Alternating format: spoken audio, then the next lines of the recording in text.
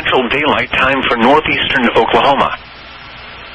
The current time is 5:28.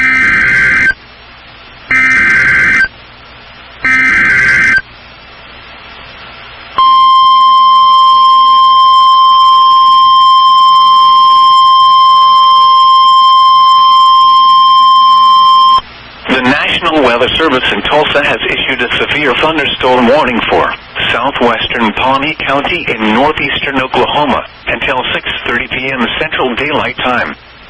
At 5:28 p.m. Central Daylight Time, a severe thunderstorm was located 4 miles northeast of Ripley, moving northeast at 20 miles per hour. Expected hazards include 60 miles per hour wind gusts and half-dollar size hail. This is a radar-indicated threat. The following impacts are expected. Hail damage to vehicles is expected. Expect wind damage to roofs, siding, and trees. Locations in or near the path include Pawnee, Jennings, Hallett, Turleton, Merrimack, Squidee.